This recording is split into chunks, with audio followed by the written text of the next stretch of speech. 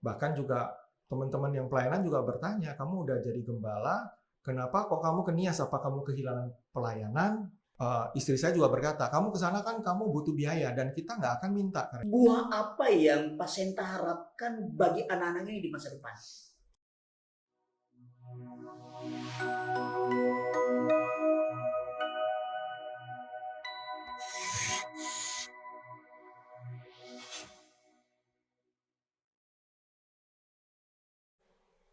Shalom, jumpa lagi dengan saya Pendeta Novelman Wau di podcast Jalan Hidup. Jalan Hidup merupakan podcast rohani Kristen yang dipersembahkan oleh Gereja BKPN Jakarta. Saat ini saya ditemani oleh seorang hamba Tuhan yang belasan tahun lalu memutuskan meninggalkan segala kenyamanan hidupnya di Jakarta dan memutuskan bersama dengan keluarga untuk pindah ke Nias, melayani di sana dengan segala limitasinya. Saya memanggilnya Pak Senta Leo. Selamat siang Pak Senta. Selamat siang Pak Novelman. Pak Novelman Wow. Oke, baik. Terima kasih sudah memenuhi undangan kami untuk mengisi podcast kali ini. Ya, baik. Sebelum kita lanjut percakapan kita pada siang hari ini, saya mengajak kita untuk berdoa terlebih dahulu. Baik. Kita berdoa. Kami bersyukur kepada Tuhan oleh karena pada kesempatan ini Engkau boleh mempertemukan kami dengan hamba-Mu Pak Senta Leo. Pada kesempatan ini kami ingin bercakap-cakap, membicarakan perjalanan hidup hamba-Mu, bagaimana Tuhan menuntun dia sampai di Nias dan melayani mengabdikan hidupnya menjadi berkat bagi anak-anak di sana. Kami menyerahkan percakapan pada siang hari ini ke dalam tangan Tuhan, kiranya Engkau sendiri yang memimpin dan memberkati, dan ini boleh menjadi berkat bagi banyak orang. Terima kasih, demi nama Yesus kami berdoa, haleluya, amin. Amin. Pak Senta saat ini sedang di Jakarta bersama dengan belasan anak-anak ya, anak-anak asuh. Dari catatan yang saya dapat, berangkat dari Pulau Nias tanggal 28 April. Ya, betul. Dan berencana nanti tiba di Nias 11 Mei. Betul. Oke. Nah, Pak Senta sendiri kontak dengan suku Nias, dari informasi yang saya dapat itu tahun 97 Pak Senta pernah ke Nias. Betul. Jalan-jalan wisata. Ya, atau 96 Desember. 96 Pak ya? Desember. Kemudian tahun 2004 bersentuhan lagi dengan orang Nias ketika tsunami Aceh. Betul. Dan tahun 2005 saat gempa Nias, akhirnya Pak Senta memutuskan untuk mengabdikan hidup di Pulau Nias. Kalau saya hitung, ini sudah kurang lebih 17 tahun, terhitung dari 2005. Pak Senta, kalau boleh tahu, kenapa Nias? Ya, ini satu pertanyaan yang sangat dalam buat saya ya.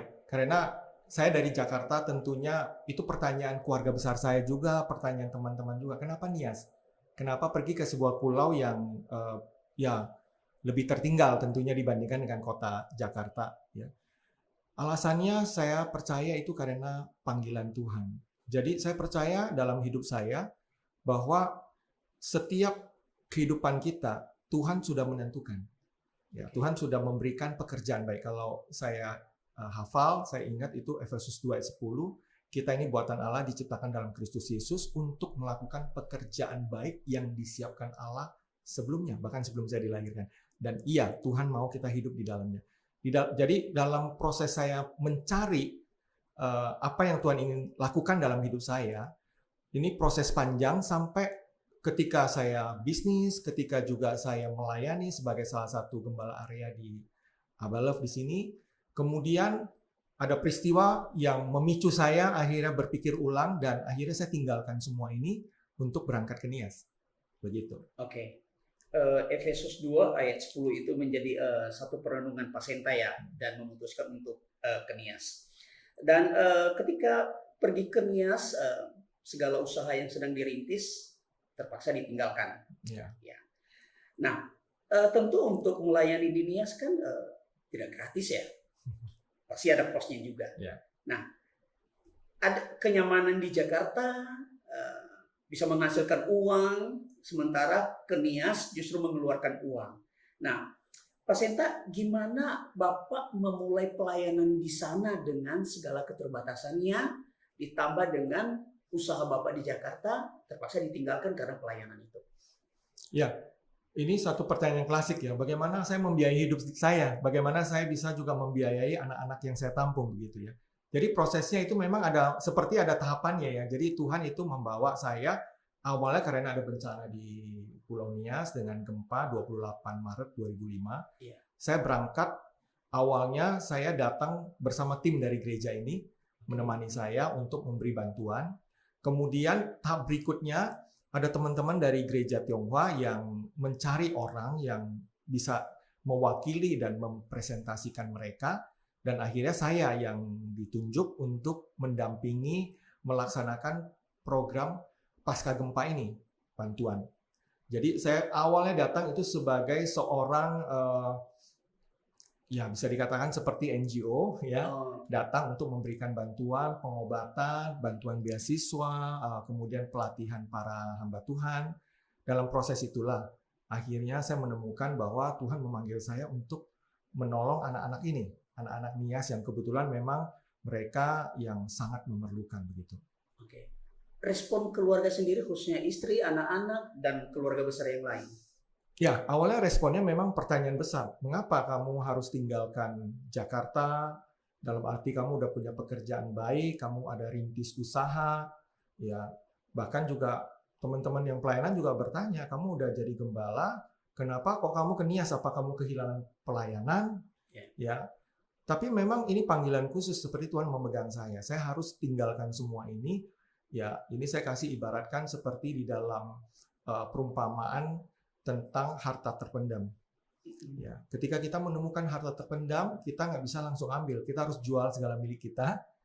Kemudian kita beli ladang itu, kemudian baru kita bisa gali harta terpendam, harta yang berharga. Jadi memang, ya saya harus lain. Keluarga saya menentang saya, ya termasuk paman saya berkata, wah saya setua ini 60 tahun lebih nggak pernah lihat orang sebodoh kamu.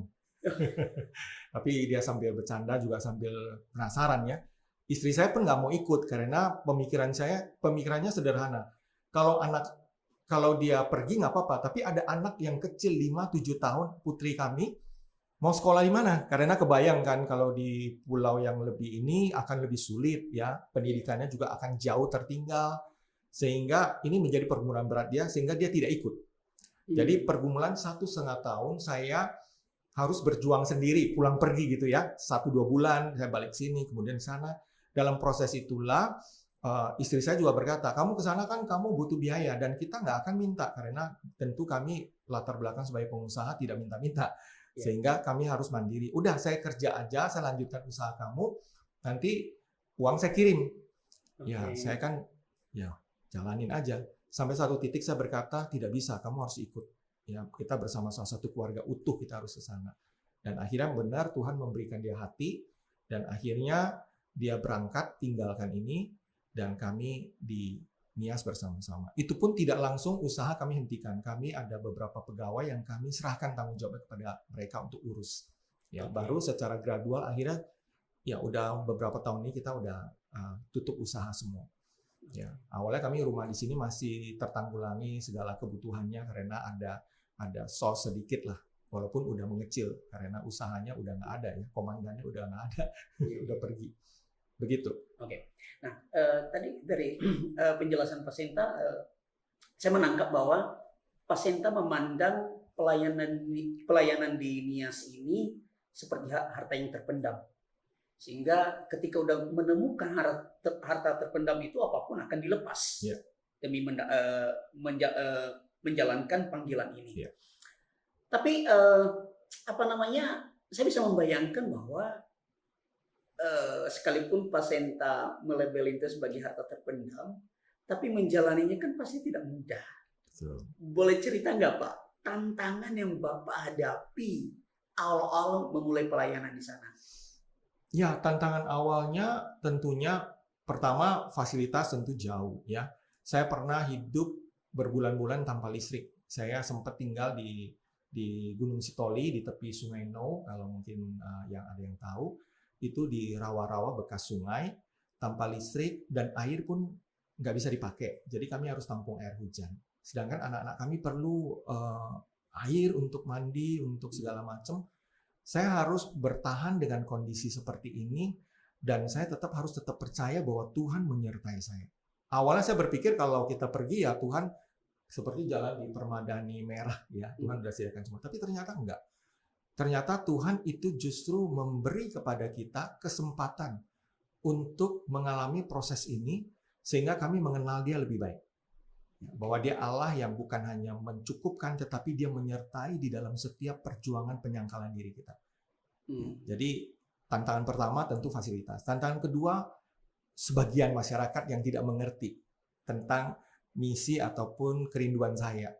Ya seperti biasa mungkin ya tentu tidak semua, tetapi ada juga masyarakat yang berpikir, oh ini Pak Senta nggak ada kerjaan di Jakarta, dia nggak ada pelayanan, dia datang memanfaatkan, kemudian menampung anak-anak ini supaya dia bisa hidup dari anak-anak ini. Ini saya harus cerita karena memang kalau ditanya tantangan, sebenarnya itu yang lebih berat karena saya merasa ditolak, saya merasa kayaknya dihakimi, ya mungkin mereka tidak tahu bahwa saya punya usaha. Saya tidak kekurangan pelayanan, saya sebagai gembala di gereja yang cukup besar. Dan untuk apa ke sana kalau bukan karena Tuhan? Tapi saya pun tidak pergi karena saya udah kontrak, saya akan dibiayai, saya akan dibiayai bulanan. Tidak ada, ya. Bahkan dari gereja saya mengatakan biar saya mandiri. Ya, jadi saya harus pakai tabungan saya sebagai pengusaha, saya pakai itu. Jadi tantangan terberat ketika saya tanda kutip seperti tidak dimengerti, ditolak, itu rasanya sakit. Tapi saya akhirnya belajar untuk menerima itu. Itu adalah ujian buat saya. Saya harus tetap mengasihi, merawat anak-anak ini. Ada waktunya mereka akan mengerti. Dan hari-hari ini ketika saya ajak ke mereka datang ke Jakarta, lihat Bapak ini tinggal di Jakarta, ini rumah Bapak, ini pekerjaan Bapak, dan ini gereja Bapak.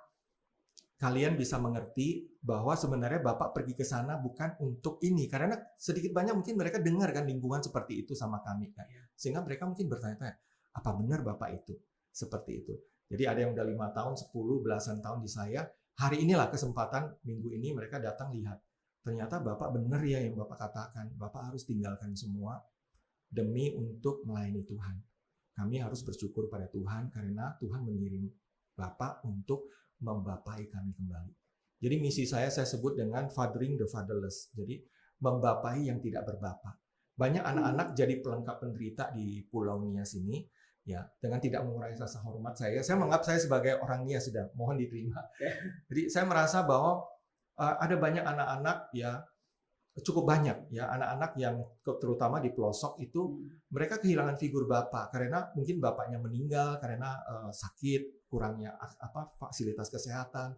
Ada juga yang harus pergi jauh ke Torganda, ke Riau, ke Pekanbaru untuk kerja sebagai buruh sawit.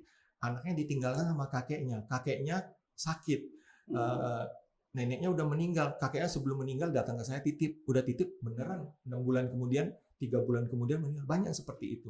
Jadi saya berpikir kalau saya tidak ada membapai, menampung, mengasuh, mendidik, merawat mereka, mungkin mereka nggak punya kesempatan. Jadi itu membuat saya terus bertahan. Dan saya percaya ini panggilan yang tertinggi dalam hidup saya. Membapai yang tidak berbapa. Banyak orang yang kehilangan ini sehingga tumbuh tidak normal hidupnya. Ya. Jangankan ke fasilitas untuk makanan ya, kan banyak stunting juga ya. Tapi juga figur, role model buat mereka. Mereka kehilangan, mereka berpikir Bapa di surga seperti apa. Kalau Bapa di bumi seperti ini. Ada yang beberapa anak sempat cerita dengan menangis, saya benci karena kenapa saya dibuang, kenapa Bapak saya. Saya bilang enggak, kalian harus mengasihi kembali. Kalian adalah orang-orang Nias, saya didik kalian supaya kalian bisa pulang ke kampung halaman, mengasihi dan membangun kampung halaman kamu. Ya. Kamu harus bisa menerima itu. Ya. Bapak ada buat untuk memulihkan kalian, untuk kembali mencintai, mengasihi, dan berbakti untuk Nias. Gitu. Oke. Jadi Pak Senta melihat ini anak-anak kebutuhan utamanya masalah kebapaannya. Ya. Mereka kehilangan figur bapak. Ya. Dan Bapak di sorga melalui Pak Senta hadir Ya, untuk bisa memenuhi kebutuhan itu. ya. Nah, bisa cerita lebih jauh nggak Pak ya? Sejauh apa ya, sedalam apa kebutuhan anak-anak ini akan figur kebapaan? Emang masalah mereka apa aja? Ya, saya coba cerita ada beberapa anak sebenarnya. Iya. Misalnya satu anaknya namanya Bobby, ya. Dia di daerah Lotu sana di satu desa Lembu Jawa. Ketika saya dengar dari seorang pendeta senior, ini ada jemaat yang memang kondisi gini, ibunya sudah, jadi bapaknya buta, kemudian bapaknya meninggal, ibunya harus kembali dinikahkan dengan seorang yang cacat dengan meninggalkan bayi yang baru dia lahir. Ada 4 anak.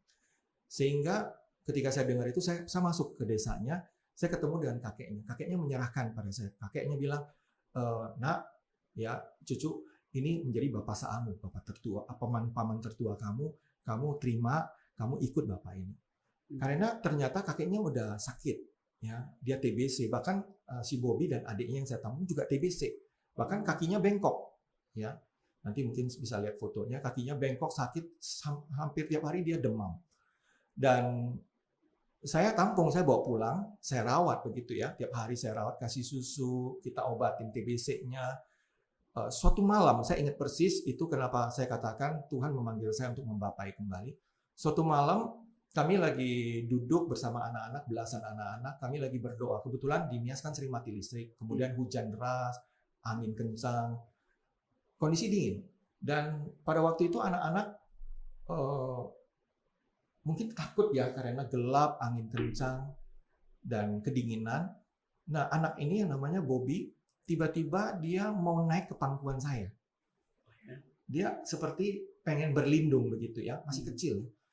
Tapi hati saya gelisah, karena sepanjang hari saya sedih. Karena saya sedang bergumul dengan istri saya di Jakarta. Udahlah, saya di Jakarta, saya nggak mau ikut kamu. Saya bilang, udah kamu harus balik, kamu ikut saya ke Nias. Anak-anak gimana, pendidikannya gimana? Di dalam pergumulan itu sampai nangis-nangisan ya. Saya pengen peluk anak saya udah 2 bulan di Nias. Anak saya kan masih kecil, 5-7 tahun. Lagi lucu-lucunya, anak putri dua-duanya. Saya pengen peluk, tapi saya nggak bisa peluk. Karena ribuan kilometer jauhnya dari saya. Nah, di dalam keadaan sendu gitu, malam itu tiba-tiba anak ini mau naik ke pangkuan saya. Saya berkata, Tuhan, bukan dia yang saya mau peluk. Saya mau peluk putri kandung saya. Ya, saya kehilangan putri kandung saya. Nah, ketika itulah satu impresi, satu suara Tuhan sepertinya berbicara dengan saya dengan jelas. Senta, kamu harus buka hati kamu. Jangan hanya ada 2 anak di dalam hati kamu. Buka hati kamu, terima anak-anak. Ada begitu banyak anak-anak yang memerlukan kamu untuk membapai. Dan suara itu lembut tapi begitu jelas dan begitu menusuk saya. Oh, saya sadar. Anak saya mungkin beruntung punya orang tua yang bisa menghidupi, ya. Tapi anak ini dan anak-anak yang lain kan udah yatim piatu lagi karena ibunya sudah pergi, ibunya tidak peduli, ibunya mungkin udah kawin lagi, tidak pernah menghubungi hingga hari ini contohnya. Banyak yang seperti itu. Ketika akhirnya saya bersedia memeluk, saya menangis dan saya berkata, Tuhan, kalau Engkau memanggil saya hanya untuk itu, dan ini panggilanmu, saya bersedia untuk lakukan itu. Karena memang anak-anak ini nggak punya siapa-siapa lagi yang bisa mengurus. Dan bahkan hingga hari ini ketika kami coba hubungi keluarganya nggak mau peduli karena udah ini nggak usah datang, nggak usah sama kami. Jadi ya memang anak-anak ini sepertinya harapannya ke saya. Jadi itu suara yang membuat saya bertahan hingga hari ini. Tuhan seperti berkata, aku panggil kamu sekarang untuk merangkul, membesarkan, membapai kembali anak-anak ini supaya mereka tidak hancur, supaya mereka tidak hilang, mereka tidak hanyut di tengah dunia ini. Ya, karena ternyata misi seperti nanti hari Minggu saya akan sampaikan dalam khotbah saya diundang khotbah di Abalov di 2 ibadah. Fathering is as a mission. Jadi pembapaan itu sebenarnya bagian dari misi. Mungkin kita bawa orang percaya pada Tuhan, tetapi sebenarnya misi yang sesungguhnya membawa orang kepada pengenalan yang penuh akan Allah. Mengalami pemulihan yang sepenuhnya. Dan pemulihan yang paling penting, yang paling dasar sebenarnya pertama adalah Yesus membawa kita untuk mengenal Allah sebagai Bapa. Dan dia adalah jalan kebenaran dan hidup, dan tidak ada seorang pun datang kepada Bapa kalau tidak melalui dia. Jadi pelayanan Tuhan Yesus bukan hanya menebus, tapi memulihkan kembali hubungan kita dengan Bapa. Supaya kita bisa kembali kepada Bapa. Jadi saya menyadari satu pelayanan yang penting. Bagian misi yang penting begitu banyak anak-anak khususnya di daerah-daerah terpencil, kemudian yang juga yang Kristen misalnya, ya mereka karena kondisi yang miskin, tertinggal dan satu dan lain penyebab, kalau kita tidak masuk, maka generasi itu akan jadi lost generation. Ya. Hari-hari ini kami menampung puluhan anak-anak, kami juga mengurus sekolah yang ada ratusan anak-anak, yang kami lihat sendiri sebenarnya mereka figur bapaknya juga. Kadang ada bapaknya, tapi mungkin bapaknya tidak menyadari fungsi perannya, sehingga mungkin lebih banyak ada di luar sana yang nggak terlalu begini dengan anaknya. Ya, itu dia. Ya. Saya membayangkan gini, Pak Senta, ini sekelompok anak-anak yang kehilangan figur bapak dan kemudian mereka dalam tanda kutip menggantungkan harapan punya menemukan figur bapak lewat dirinya Pak Senta. Sementara di satu sisi Pak Senta kan sudah bayar harga yang sangat mahal, meninggalkan usaha yang sedang berkembang dan pindah ke Nias yang penuh dengan keterbatasan. Ini tidak murah. Tidak murah apa yang telah Pak Senta korbankan, dan juga ada satu harapan besar dari anak-anak ini. Nah, dari dua hal ini, kira-kira buah apa yang Pak Senta harapkan bagi anak-anak ini di masa depan? Sebenarnya harapan saya nggak muluk-muluk ya. Saya percaya kalau mereka dibapai dengan baik, mereka seperti tanaman akan bertumbuh dan pada waktunya akan lebat dan akan berbuah. Dan buahnya akan dinikmati banyak orang. Harapan saya tentunya mereka tidak jadi pengangguran, mereka bisa sekolah sampai sarjana, mereka bisa dilengkapi dengan life skill, sehingga mereka bisa membangun keluarga yang juga nantinya menjadi berkat. Mereka bisa mengurus anaknya, mengurus lingkungannya. Jadi sejak kecil saya ajar anak-anak untuk mandiri. Kita punya kebun, kita punya sawah, kita punya ternak, kita punya segala macam. Anak-anak yang terlibat di dalam pekerjaan ini untuk mencukupkan diri mereka di waktu senggang mereka, selain belajar dan istirahat dan lain sebagainya. Sehingga harapan kita latih mereka. Bahkan sekarang hari-hari ini mereka udah biasa. Kalau mereka tanam padi, misalnya ada bagian 1/10 yang kita sisakan untuk kita kumpulkan hasilnya untuk bagi kepada orang miskin. Yang membagi adalah anak-anak kami, anak-anak yang disebut dengan yatim atau dengan piatu atau dengan sebutan panti asuhan. Karena biasanya mereka di sekolah sering diejek, anak panti asuhan, mungkin anak-anak teman-temannya gitu ya. Tapi hari-hari ini kami buat yang berbeda. Justru kalian jadi berkat. Kalau kalian sejak kecil udah menyadari ini dan melakukan ini, ketika kalian besar, kalian akan bertanggung jawab sebagai bapak bagi komunitas, bagi dusun kalian, bagi desa kalian, minimal bagi keluarga kalian. Sebagai bapak yang bertanggung jawab, menghidupi, menjadi role model buat anak-anak kalian, membesarkan anak-anak dengan penuh tanggung jawab, mendidik mereka, menyekolahkan mereka dengan baik. Ya, kalau pola ini terus berjalan, maka itu akan impactful, akan bisa benar-benar mengubah masyarakat. Oke. Jadi sejak dini mereka sudah dilatih untuk mandiri ya. Jadi mentalnya mentalnya kasihan anak panti, ya perlu nanti miskin, orang bantu ya gitu. Ya. Jadi mentalnya dibangun Pak ya. Ya. Nah, dari anak-anak sendiri respon mereka gimana Pak? Ketika Bapak bina mereka dalam banyak aspek ya, rohaninya, mentalnya dan lain-lain. Mulus kah atau ada juga tantangan dari anak-anak? Ada tantangan juga ya. Gimana Pak? Tantangan yang terbesar sebenarnya bukan dari anak itu sendiri, tantangan dari keluarga besar yang tadinya menitipkan anaknya. Karena ada keluarga yang menitipkan sebenarnya tujuannya hanya satu, supaya anaknya minimal misalnya ada satu anak yang umur 12 tahun, nggak bisa baca tulis, nggak pernah sekolah, udah titip ke kami bisa baca tulis, ditarik balik untuk deres karet, untuk nyadap karet. Yang penting dia bisa baca tulis. Kami nggak kehilangan source income, hari-hari kan kami perlu hidup, jadi biar dia bisa sadap karet, nggak usah sekolah lagi. Ada juga yang memberi pengaruh ketika mereka kami izinkan pulang tentunya, karena kami nggak mau mereka lepas dari keluarga mereka. Ya, jadi kami izinkan. Justru kami juga kalau teman saya bilang, udah kamu ke Jakarta aja, kita semua siapkan fasilitas, kami akan sering berkunjung layani anak-anak ini. Tapi akan kita kehilangan, anak-anak ini kehilangan akar rumputnya, kehilangan koneksinya dengan budaya, bahasa, masyarakat dia. Belum tentu kalau dia dibesarkan di Jakarta akan balik. Ya kan? Karena fasilitas dan lain sebagainya. Saya justru yang berkorban ke sana. Jadi saya punya satu harapan besar, bahwa justru ketika mereka dibesarkan seperti itu, mereka akan benar-benar mengerti bahwa mereka ada untuk jadi berkat buat masyarakat. Oke. Nah, saya penasaran juga nih Pak, untuk pembinaan rohani mereka, ya, seperti apa yang Pak Senta lakukan mungkin dari sisi waktu hariannya atau mingguannya untuk mempersiapkan anak-anak ini menjadi pribadi yang hidup dalam Tuhan. Ya. Saya selalu kasih mereka setiap pagi ini mereka ada satu morning pledge ya, atau seperti satu ucapan iman mereka, keyakinan mereka yang selalu ditutup dengan saya mau mempersembahkan tubuh saya sebagai persembahan yang hidup, yang kudus dan yang berkenan kepada Allah sebagai ibadah saya yang sejati. Diambil dari Roma 12. Ya. Saya mau taat, saya mau berubah, saya mau hidup kudus.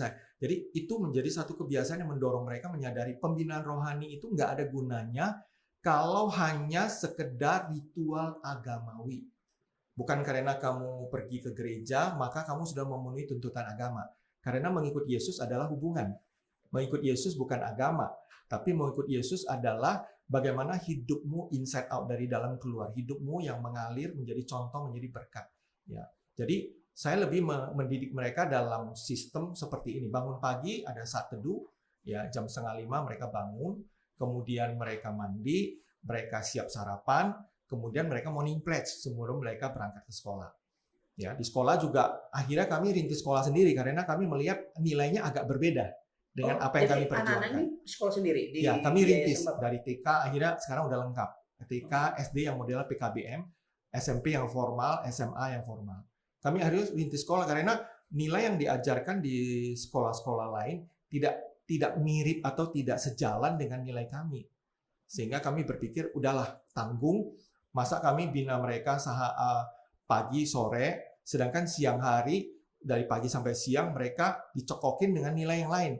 Akhirnya saya memberanikan diri, membuat satu sistem yang lengkap. Jadi dalam satu komplek kami, dari pagi sampai malam, mereka aktivitasnya semua sesuai dengan nilai yang kita ajarkan.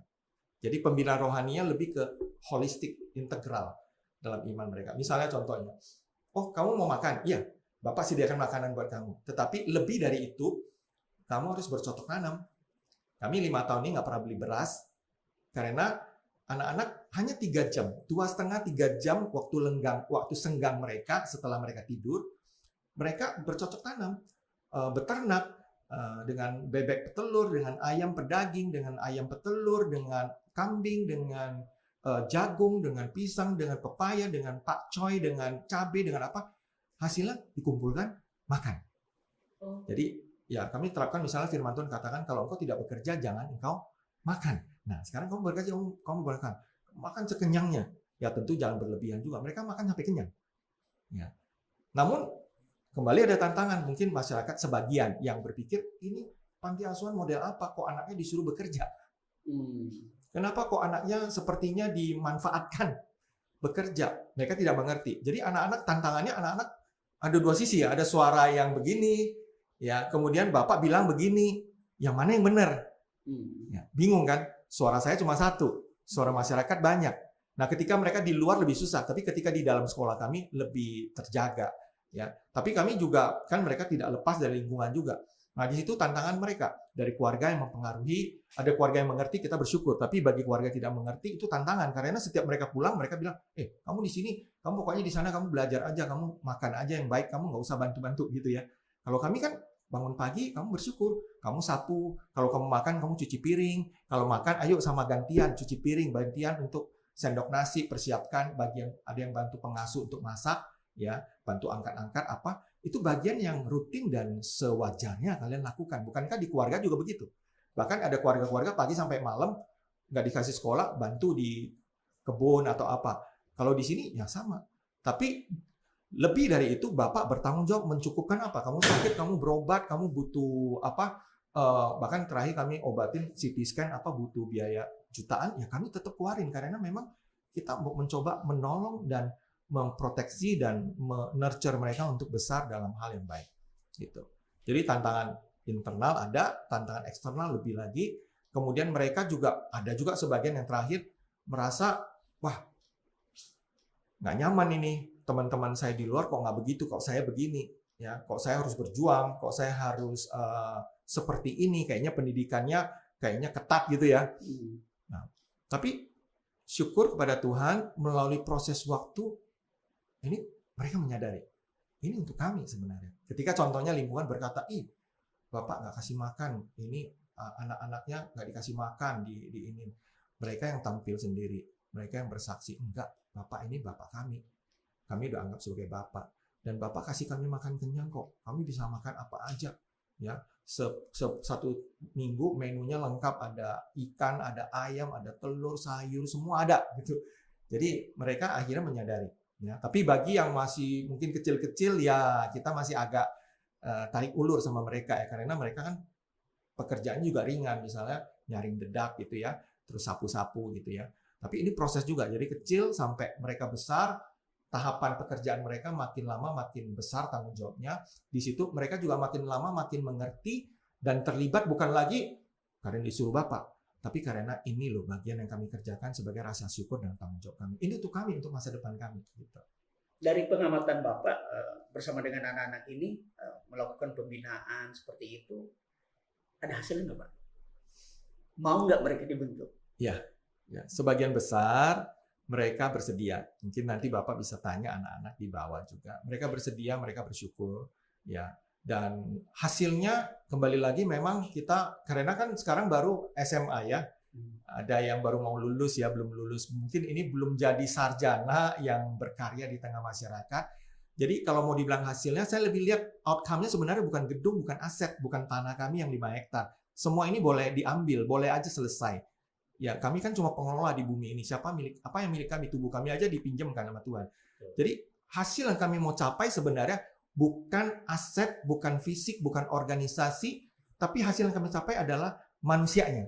Dan manusia seperti apa? Manusia mandiri, manusia yang takut akan Tuhan, manusia yang bertanggung jawab untuk lingkungannya, manusia dia menjadi bapak atau ibu bagi lingkungannya.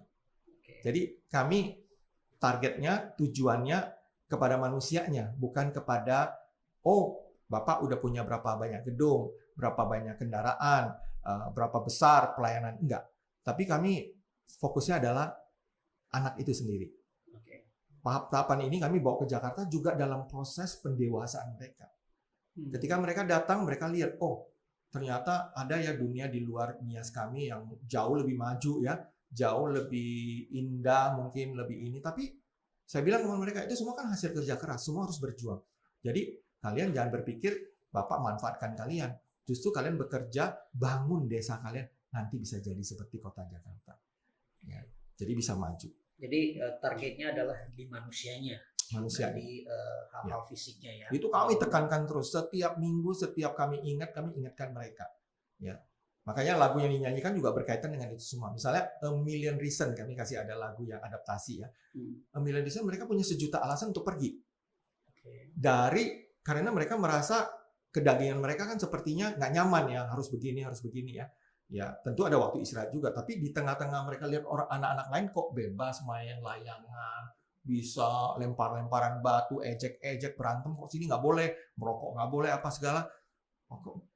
Aku dikekang ya. Tapi pelan-pelan mereka sadar, oh ini tuh kebaikan kami, itu proses. Ya, jadi kalau mau ditanya ada berapa anak, saya catat sendiri ada lebih dari 75 anak yang pernah tinggal sama-sama saya sejak kecil. Sisa sekarang 34. Ya, ada posisi ini 34. Ya. Jadi lebih banyak yang akhirnya dibawa keluar sama familinya, ya 1-2 yang memilih keluar, sehingga mau dikatakan mereka punya berjuta alasan untuk meninggalkan kami, tapi ketika mereka memilih untuk tetap di dalam, mereka akhirnya terbentuk.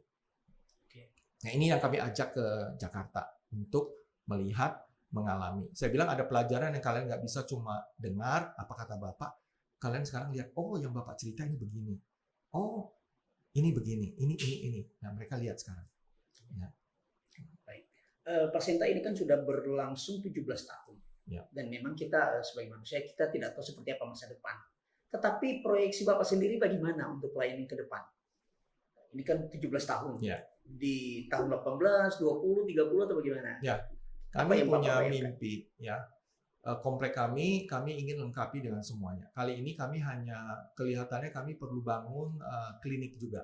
Jadi kami ingin lengkapi bukan pertanian, peternakan saja, bukan pendidikan saja. bukan juga, kami ada kemandirian energi. Saya kebetulan juga latar belakang sarjana elektro, saya bangun solar panel sehingga kita nggak kekurangan energi juga, walaupun di dunia sering mati listrik ya. Jadi mandiri pangan, mandiri energi, kemudian mandiri air, kami saring sendiri, kami nggak beli lagi aqua isi ulang dan lain sebagainya. Mandiri transportasi, mandiri pendidikan, dan terakhir kami mau mandiri dalam pengutusan. Yang saya sebut pengutusan ini berbeda dengan konsep yang mungkin kebanyakan orang percaya. Ya, yaitu pergi nginjil gitu ya. Kami lebih percaya bahwa kami bawa kingdom, kerajaan Allah. Kerajaan Allah berbicara di Matius 25 dikatakan, ketika aku lapar, apakah engkau memberi aku makan? Ketika aku haus, apakah engkau memberi aku minum? Ketika aku telanjang, apakah engkau memberi aku pakaian? Ketika aku di penjara, apakah engkau mengunjungi aku? Jadi bayangan saya di dalam misi yang planning ke depan adalah saya siapkan anak-anak ini sesuai dengan panggilannya. Kalau memang mau jadi pendeta, kita dukung masuk STT. Kalau mau jadi dokter, mau jadi perawat, kita dukung. Kalau mau jadi guru, kita dukung. Kalau mau jadi apapun, kita dukung. Supaya apa? Jadi petani kita dukung, peternak kita dukung. Dengan segala profesi ini, saya bayangkan suatu saat nanti saya akan bawa mereka keliling 133 pulau. Ke Pulau Nias ada 133. Ya. Dan 384 pulau sebelah barat Pulau Sumatera. Dari mulai Simelu di atas sampai Enggano di bawah. Saya pengen bawa mereka keliling. Ketika keliling kita bawa solusi. Misalnya kita mampir nih ke Pulau Hinako, kita mampir ke Pulau Bawa, kita mampir ke pulau-pulau lain. Kami bisa bawa solusi yang cukup lengkap. Oke, kalian perlu pendidikan. Kita turunkan guru, kita coba bantu rintis sekolah. Oh, kamu nggak makan? Jangan minta-minta. Kamu kita latih, kita kasih bibit. Ada yang anak-anak yang akan siap untuk melatih kalian bertani, beternak, sekolah, ada guru. Oh, kalau kesehatan nanti ada yang mengobati, melatih kalian pengobatan, ya, dan lain sebagainya. Ya, tanaman kesehatan, bahkan juga pangan. Jadi saya punya mimpi terjauh adalah misi dalam arti kata mandiri misi dengan kemampuan keuangan yang mandiri nantinya. Kami belum sampai ke sana. Kami bisa membawa ini solusi dari pulau ke pulau. Ya, saya punya seorang sahabat, ya, namanya Darmawan Lee, itu seorang dokter apung yang keliling-keliling Indonesia untuk mengobati orang sakit. Dia jemput bola keliling. Ya. Nah, bayangan saya adalah kita bukan hanya mengobati, tetapi kita membawa satu kingdom, solusi. Karena kerajaan Allah itu bukan berbicara makanan minum, berbicara kebenaran, damai sejahtera, dan sukacita Roh Kudus. Jadi ada damai sejahtera, ada shalom di setiap wilayah-wilayah yang kita kunjungi. Sehingga orang melihat dan percaya. Orang jadi melihat pekerjaan baik, memuliakan Tuhan. Lebih daripada kita paksa, daripada kita cokokin. Kalau orang juga percaya Tuhan, tapi tetap hidup di dalam keterbatasan, kemiskinan, dan sakit penyakit, rasanya ada sesuatu yang hilang. Gitu. Jadi mimpi saya, planning ke depannya, kalau Tuhan mengizinkan, tahun 2030 kami sudah mulai bisa menapak ke sana. Jadi musim-musimnya ini mungkin musim berbuah lebatnya di situ. Ya, kalau pohon itu berbuah lebat. Sekarang ini baru bertunas dan mulai berpucuk. Ya. Nah, tahapannya ada. Jadi targetnya tahun 2030, Pak ya. Harapan kami, doa kami. Ya. Sebelum tentunya saya akhirnya sudah menjadi uzur dan sudah harus selesai hidup saya. Saya tertarik dengan yang Pak Sinta katakan tadi bahwa anak ini diarahkan sesuai dengan panggilannya. Nah, yang dimaksud panggilan di sini kan nggak melulu jadi pendeta, mau jadi dokter, mau jadi pengusaha atau apapun. Ini mengingatkan saya firman Tuhan di Amsal ya, didiklah seorang muda menurut jalan yang patut baginya, ya, sehingga pada masa tuanya engkau akan mendapatkannya.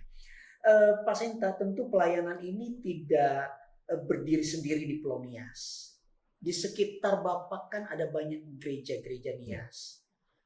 Terlepas apakah itu gereja tradisional atau gereja-gereja yang dari luar. Harapan Bapak untuk pekerjaan Tuhan secara keseluruhan, bukan cuma pelayanan panti ini. Pak Senda sendiri mengharapkan dari komunitas orang-orang Nias ini untuk bergandengan tangan mewujudkan kerajaan Allah tadi di tengah-tengah suku Nias ini seperti apa, Pak? Ya, saya coba awali dengan satu cerita. Saya diundang. Saya kebetulan juga didaulat atau dipercaya sebagai koordinator penasihat satu komunitas Kristen sebut GKRISNIS, Gerakan Kristen Bersatu Kepulauan Nias. Ada GPGI, kemudian ada lagi Lembaga Misi Nias Indonesia. Ada beberapa lembaga-lembaga yang minta saya jadi salah satu penasehat. Dan tentunya saya berinteraksi dan berkawan baik dengan teman-teman para pendeta, bahkan beberapa ketua sinode. Nah, apa yang saya harapkan ke depan, bagaimana bergandengan tangan dengan para pemimpin, para hamba-hamba Tuhan senior yang ada, tentunya lebih mengarah ke tadi, yang kingdom itu ya. Jadi saya rindu teman-teman ini mulai melihat skupnya bahwa pelayanan mereka bukan cuma sinode atau merek gereja mereka yang saya sebut dengan 4 tembok gereja, tapi mulai melangkah keluar. Kenapa? Suatu saat saya diundang seorang pendeta untuk khotbah sampai ke renungan di gerejanya. Saya duduk di bawah, pendetanya di atas mimbar bilang, "Selamat datang Pak Senta, kami di sini, maklumlah gereja sederhana, kami belum permanen, lantai belum keramik, karena maklumlah kondisi jemaat kami hanya seperti ini, sederhana." Saya dengar sedih, bukannya senang. Kenapa? Saya sedih karena saya tahu di dusun itu cukup banyak keluarga-keluarga yang tidak mampu, yang anaknya nggak bisa sekolah lanjut. Ya. Jujur di desa-desa kami bisa dihitung jari yang bisa sampai kuliah ya. Makan pun anak-anak banyak stunting. Ya. Penghidupan mereka kurang-kurang. Bagaimana kita bisa membangun satu gedung gereja yang bagus di tengah-tengah masyarakat yang minim? Kalau hamba Tuhan jadi bapak kembali, yang tadi yang saya punya mimpi ini, membapai kembali, maka seorang hamba Tuhan tidak hanya berpikir untuk membangun gereja yang layak. Ya, kalau dia sebagai bapak buat jemaatnya, seorang bapak lihat anaknya lapar, dia akan kasih makan dulu. Iya. Ya. Jadi seorang bapak di sini fungsinya lebih luas daripada hanya sekedar memberi makanan rohani firman Tuhan. Dia harus jadi role model, dia bertanggung jawab. Memang tentu dia nggak bisa jadi petani, tapi dia bisa melatih, membuka akses buat jemaatnya untuk bisa bertani, beternak, pokoknya punya penghidupan, pemberdayaan ekonomi yang lain. Ini yang saya bayangkan, pendidikan. Ya, hari-hari zaman dulu para misionaris membuka rumah sakit, seperti sekarang namanya Thompson, itu rumah sakit misionaris Thompson, seorang dokter misionaris. Makanya mimpi saya, anak-anak saya nanti menjadi dokter misionaris, guru misionaris, petani misionaris, semua bisa. Jadi saya bayangkan seorang hamba Tuhan harusnya membawa shalom. Ya. Jadi harapan saya buat para teman-teman, sahabat saya, pendeta-pendeta yang ada, mulai membuka hatinya, membuka matanya, melihat, wah ternyata pelayanan saya bukan hanya sekedar menjaga kawanan domba, memberi makan rohani kawan domba kami yang kecil ini. Tapi tanggung jawab saya adalah satu pulau ini. Tanggung jawab satu desa ini. Tanggung jawab saya bukan hanya mimbar ini, tapi tanggung jawab saya pendidikan mereka, makan mereka, kebutuhan lainnya. Sehingga itulah yang bisa membawa, saya percaya, shalom dan akhirnya Tuhan dimuliakan dalam hidup jemaat-jemaat. Setuju Pak. Jadi memang Pak Senta maupun gereja-gereja yang ada di Nias ya, misi kita dalam menghadirkan shalom. Kita nggak memikirkan gereja kita sendiri, mimbar kita sendiri. Itu terlalu kecil ya. Tapi kita menghadirkan shalom dimanapun kita berada. Terakhir Pak, singkat aja. Mungkin Bapak ada pesan kepada orang-orang Nias di diaspora ini terkait dengan pelayanan Bapak atau mana pelayanan gereja secara keseluruhan di Pulau Nias. Silakan Pak, kalau ada pesan khusus. Ya.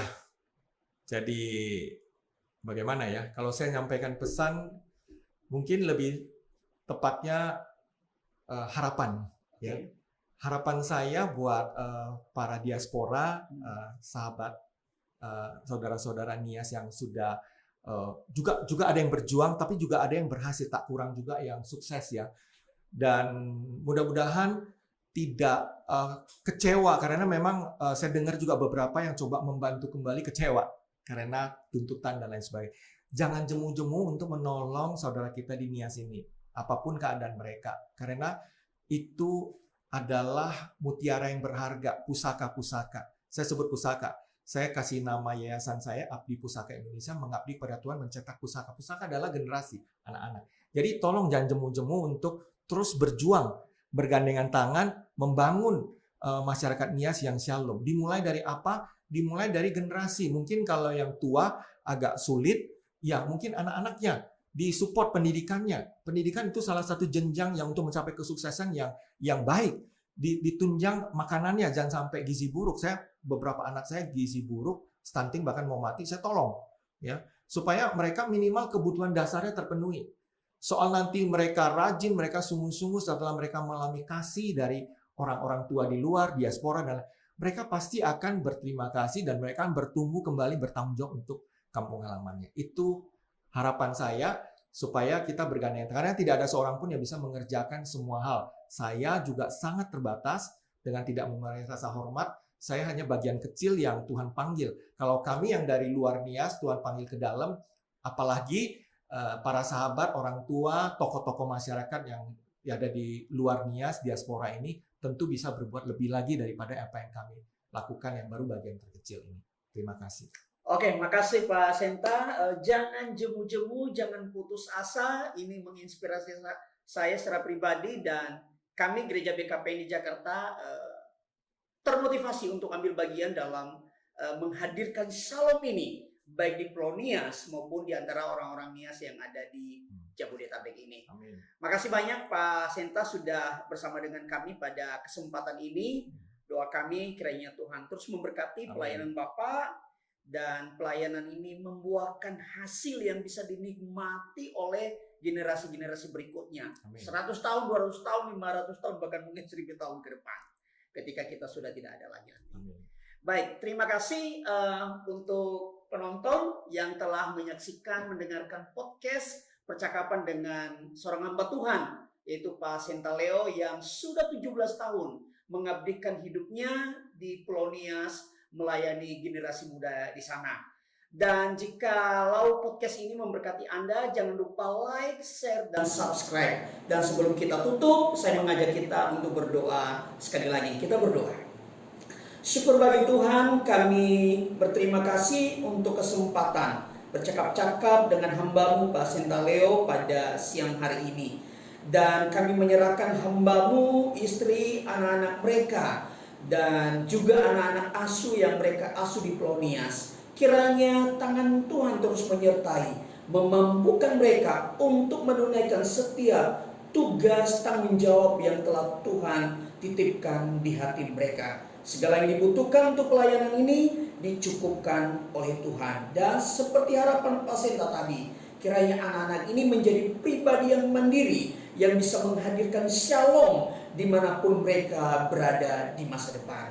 Terima kasih, ini doa kami kepadamu. Demi nama Yesus kami berdoa. Amin.